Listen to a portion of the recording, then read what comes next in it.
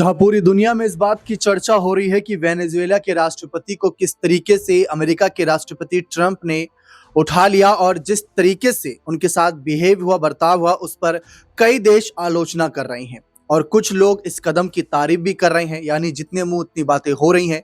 लेकिन इस बीच ट्रंप का प्रधानमंत्री नरेंद्र मोदी को लेकर एक बयान सामने आता है, जिसको सुनकर पूरा देश, दुनिया दंग है और बहुत से लोग अलग अलग कयास भी लगा रहे हैं। कुछ लोग कह रहे हैं कि ट्रंप ने प्रधानमंत्री नरेंद्र मोदी की तारीफ करी, तो कुछ का कहना है कि अब ट्रंप की धमकी मोदी के खिलाफ साफ तौर पर नजर आ रही है। और वो धमकी क्या है, कौन सा वो ऑडियो क्लिप है जो खूब वायरल हो रहा है। इस बीच देश के विदेश मंत्री एस जयशंकर के इन सब मामलों पर क्या राय, प्रतिक्रिया है, विदेश मंत्रालय इन सिचुएशन में क्या कुछ कदम उठा रहा है। एस जयशंकर एक ऐसे दौरे पर गए हैं जिसकी चर्चा भी खूब हो रही है। इन्हीं विषयों पर बात करते हैं, सीधा आपको खबरों की तरफ लेकर चलेंगे कि ट्रंप का क्या बयान सामने आया है, ट्रंप के इस बयान की क्यों चर्चा हो रही है। अब जैसे कि इस आर्टिकल के जरिए समझिए, इनका तो कहना है कि मोदी अच्छे व्यक्ति हैं। एक बार फिर ट्रंप ने की पीएम मोदी की तारीफ और बढ़ा दी भारत की टेंशन भी। तो ये दोनों विषय जो मिले हुए, इसको मैं थोड़ा आसान भाषा में समझाता हूं। दरअसल अमेरिकी राष्ट्रपति डोनाल्ड ट्रंप ने भारत को लेकर एक बार फिर कड़ा बयान दिया। उन्होंने पहले तो प्रधानमंत्री नरेंद्र मोदी की तारीफ की, लेकिन साथ ही चेतावनी दी कि अगर भारत रूस से तेल खरीदना जारी रखता है तो अमेरिका भारत पर टैरिफ बढ़ा सकता है।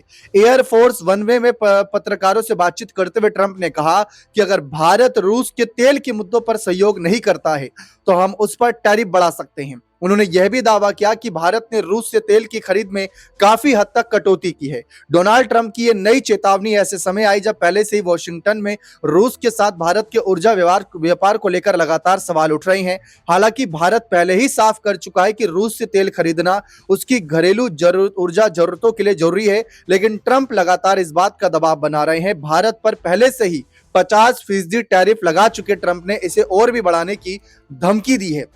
इसके बाद यहां पर देखिए कि डोनाल्ड ट्रंप का यह बयान उस फोन कॉल के कुछ ही हफ्तों बाद आया जिसमें ट्रंप और प्रधानमंत्री नरेंद्र मोदी ने आपस में बातचीत की थी।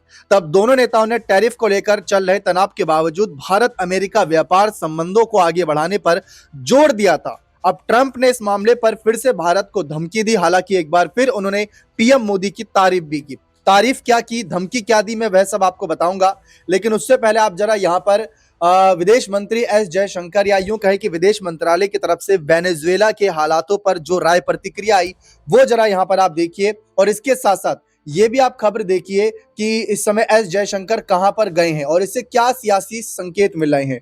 जिस देश से आया राफेल, वहीं पहुंचे जयशंकर। फाइटर इंजन टेक्नोलॉजी पर हो सकती है डील, अब बदल जाएगा गेम। जैसा कि आप देख ही रहे होंगे कि यहाँ पर हालात जो नजर आए थे और इसमें जिस तरीके की स्थिति थी कि भाई वेनेजुएला अचानक से अमेरिका के विमान पहुंचते हैं, हमला नहीं होता, एक गोली नहीं चलाई जाती और वेनेजुएला के राष्ट्रपति और उनकी पत्नी को साथ ले जाते हैं अमेरिका के यहाँ पर सैनिक और फिर उनके खिलाफ कार्रवाई शुरू कर दी जाती है।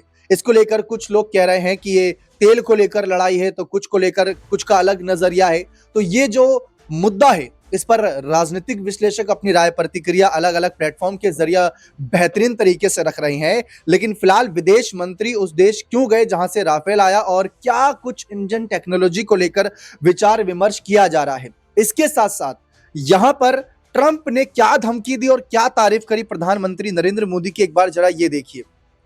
मैं इनका बयान और अच्छे से आपको एक्सप्लेन करता हूं, जिसमें अगर आप देखें तो एएनआई की रिपोर्ट के मुताबिक ट्रंप ने भारत पर टैरिफ लगाने का जिक्र करते हुए कहा कि इस मुद्दे पर असल में मैं मुझे खुश करना चाहते थे। यानी कि पीएम मोदी जो है ट्रंप को खुश करना चाहते थे।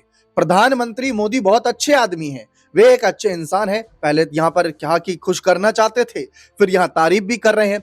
उन्हें पता था कि भारत द्वारा रूसी तेल खरीदने से मैं खुश नहीं था, मुझे खुश करना जरूरी था। अगर वह रूसी तेल खरीदना जारी रखते हैं तो हम उन पर बहुत जल्दी टैरिफ बढ़ा सकते हैं। दरअसल ट्रंप ने अगस्त 2025 में भारत पर 50% टैरिफ लगा दिया था। वे भारत के रूस के साथ तेल व्यापार को लेकर खुश नहीं थे और उन्होंने कई बार इसका जिक्र भी किया। ट्रंप के फैसले की वजह से दोनों देशों के बीच लंबे वक्त तक ट्रेड डील में अटकी रही।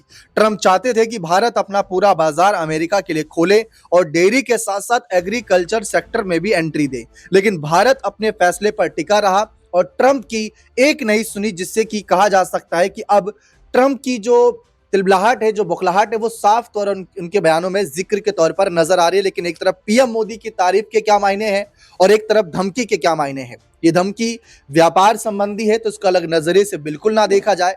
लेकिन फिलहाल अब बात आती है विदेश मंत्री एस जयशंकर की, कि क्यों क्यों गए वह उस देश जहां से राफेल को लेकर ट्रेड डील हुई है और कुछ ऐसे फैसले। फिलहाल वेनेजुएला मामले पर भारत की क्या राय प्रतिक्रिया रही, वो भी पहले आप यहां पर देख लीजिए। तो विदेश मंत्रालय ने रविवार को यहां पर अपनी राय प्रतिक्रिया रखी। इसको अगर मैं आपको और अच्छे से एक्सप्लेन करूं तो विदेश मंत्रालय ने रविवार को वेनेजुएला में हो रहे घटनाक्रम पर गहरी चिंता जताई।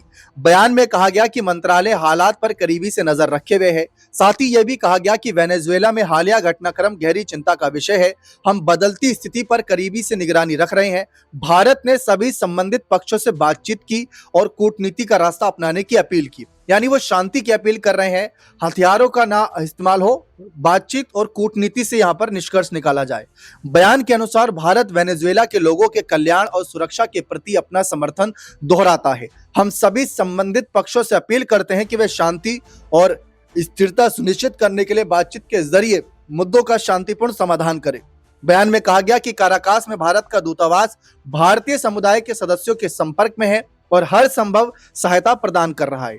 शनिवार को विदेश मंत्रालय ने साउथ अफ्रीका देश में दक्षिण अमेरिकी देश में बिगड़ते हालात के बीच भारतीय नागरिकों को वेनेजुएला के सभी गैर जरूरी यात्राओं से बचने की सलाह दी थी।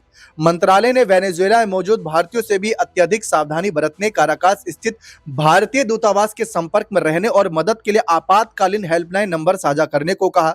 एमईए ने एक बयान में कहा कि वेनेजुएला में हालिया घटनाक्रम को देखते हुए भारतीय नागरिकों को सख्त सलाह दी जाती है कि वेनेजुएला के सभी गैर जरूरी यात्राओं से बचें। जो भारतीय किसी भी कारण से वेनेजुएला में हैं, उन्हें अत्यधिक सावधानी बरतनी, अपनी आवाजाही सीमित रखने और काराकास स्थित भारतीय दूतावास से उसके ईमेल आईडी के जरिए यहां पर जुड़े रहें।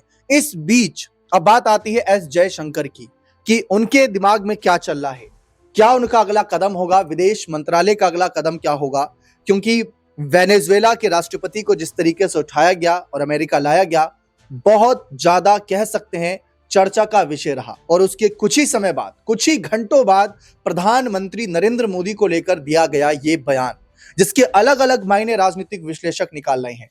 और दूसरी तरफ मोदी के सिपाही एस जयशंकर जाते हैं एक ऐसे देश जहां पर एक बड़ी डील होने वाली है। क्या डील होने वाली है या क्या खबरें हैं, जो अभी तक खबरों के आधार पर मैं वही आपको बताऊंगा।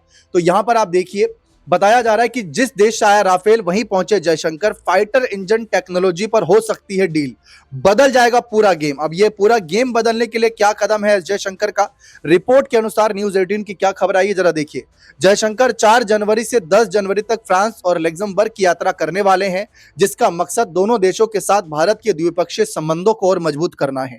फ्रांस में जयशंकर वहां के विदेश मंत्री जिन नोएल बेरोट से मिलकर भारत और फ्रांस के बीच रणनीतिक साझेदारी की प्रगति पर चर्चा होगी। साथ ही दोनों देशों के लिए महत्वपूर्ण क्षेत्रीय वैश्विक मुद्दों पर भी बात की जाएगी। हालांकि इस यात्रा में राफेल फाइटर इंजन जेट की डील का भी मुद्दा काफी अहम रहेगा। 1 महीने पहले यह खबर आई थी कि फ्रांसीसी कंपनी सैफरन भारत को राफेल लड़ाकू विमान के इंजन की तकनीकी सौंपने के लिए तैयार है। अब जयशंकर के फ्रांस दौरे को इससे जोड़कर देखा जा रहा है।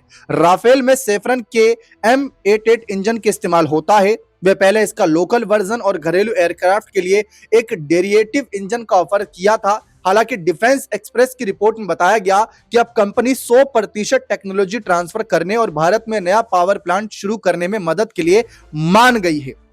इसके साथ साथ यहां पर आप देखें तो ये तस्वीरें भी सामने आई है। माना जा रहा है कि चर्चा AMCA 5वीं जनरेशन के फाइटर इंजन पर भी हो रही है, जो रूस के लिए गए Su-57 से भी बेहतर परफॉर्म करता है। सैफरन के इंजन पावर प्लांट की कीमत बहुत ज्यादा है, लेकिन भारत इसके लिए पैसे खर्च करने को तैयार नहीं। वजह यह है कि 12 साल की लाइफ वाले इस प्लांट में अलग अलग तरीके के एयरक्राफ्ट के लिए कम से कम 9 प्रोटोटाइप इंजन बन सकेंगे। फ्रांस के साथ भारत की डील अगर हो जाती है तो भारत ग्लोबल कॉम्पिटिटर बनने की राह पर आ जाएगा। विदेश मंत्री पेरिस में 31वें फ्रेंच एम्बेसडर कॉन्फ्रेंस में गेस्ट ऑफ ऑनर के तौर पर संबोधित करेंगे। यहां वे वैश्विक कूटनीति और अंतरराष्ट्रीय सहयोग पर भारत के विचार रखने वाले हैं। वे भारत फ्रांस रणनीतिक साझेदारी के तहत हुई प्रगति और वैश्विक महत्व के मामलों पर चर्चा करेंगे। भारत और फ्रांस के बीच रणनीतिक रिश्ते 1998 से शुरू हुए, जो लगातार बढ़ रहे हैं। धीरे धीरे दोनों देश समुद्री सुरक्षा, डिजिटल मोर्चे, साइबर सुरक्षा, एडवांस्ड कंप्यूटिंग, आतंकवाद, जलवायु परिवर्तन, रिन्यूएबल एनर्जी के मुद्दे पर भी साथ आए हैं। फ्रांस में अपने कार्यक्रमों के बाद जयशंकर लग्जमबर्ग जाने वाले हैं, जहां वे उप प्रधानमंत्री और विदेश मंत्री जेवियर बेटेल से मिलेंगे। वे यहां पर भारतीय समुदाय के लोगों से भी मिलेंगे। भारत और लग्जमबर्ग के बीच आजादी के बाद 1948 से ही राजनयिक रिश्ते हैं। एशिया में लग्जमबर्ग के 5 दूतावासों में से एक नई दिल्ली में है। तो ये फिलहाल एस जयशंकर के इस विदेश दौरे को लेकर एक असल मकसद जो है सामने आया है।